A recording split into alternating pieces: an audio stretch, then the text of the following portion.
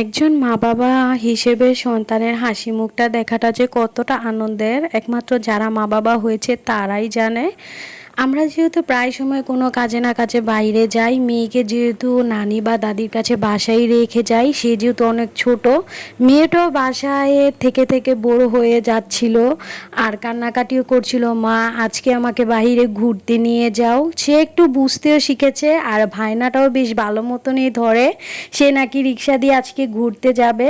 তাই আজকে ভাবলাম তাকে নিয়ে একটু ঘুরে আসা যাক, যেই বাবা সেই কাজ। আমাদেরও কিছু কেনাকাটা ছিল, তাই ভাবলাম কেনাকাটাও সেরে ফেলি আর মেয়ের পছন্দের জায়গায় নিয়ে যাওয়া যাক। এভরিওয়ান, আসসালামু আলাইকুম, welcome to my another blog. আজকে মেয়ের কথা অনুযায়ী মেয়েকে নিয়ে রিক্সা দিয়ে ঘুরতে যাচ্ছি। ঘুরতে না, আসলে মেয়ের একটা পছন্দের জায়গায় নিয়ে যাচ্ছি। আর রিক্সা দিয়ে ঘোরার সময় সে কতটা খুশি তো দেখতেই পারছেন। উঠে সে বলতেছিল, মা আমাকে কোন আইসক্রিম কিনে দিবা, কেক কিনে দিবা, নয়তো আমাকে পুডিং কিনে দিবা। প্রায় সময়ই আমি মেয়ের জন্য বাড়িতে পুডিং বা কেক বানাই। আর এই দিকে রিক্সায় ঘুরতে ঘুরতে আমরা চলে আসি আমাদের ভুলতা গাউসিয়ায়। আর ভুলতা গাউসিয়ায় প্রথমেই আমরা যেহেতু কেনাকাটা করব, তাই একটু যাচ্ছি কাপড়ের মার্কেটে। কেনাকাটা করব শুনেও তো আমার মেয়েও পাগল হয়েছে, মা আমাকেও কিছু কিনে দিও। আমরা মূলত আজকে গিয়েছিলাম শীতের জামা কাপড় দেখতে।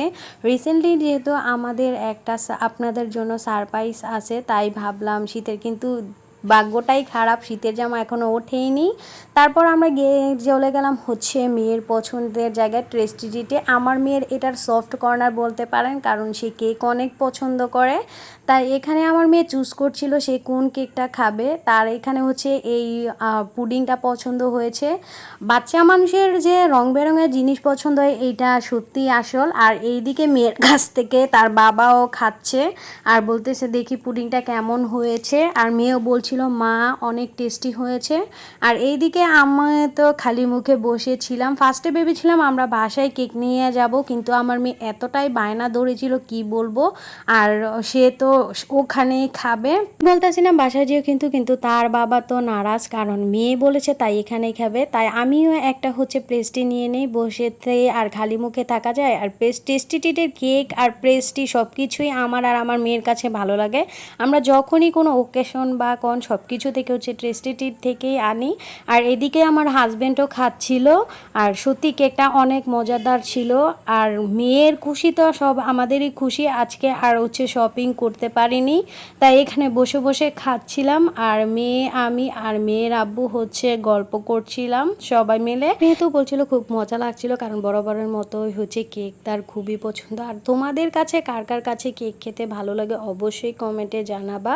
আর কে কোন জেলা থেকে দেখছো অবশ্যই কমেন্টে জানাবা। আর এইদিকে আমাদের খাওয়া শেষে আরেকটা কেক আর কোক নিয়ে নিই আমার মেয়ের জন্য।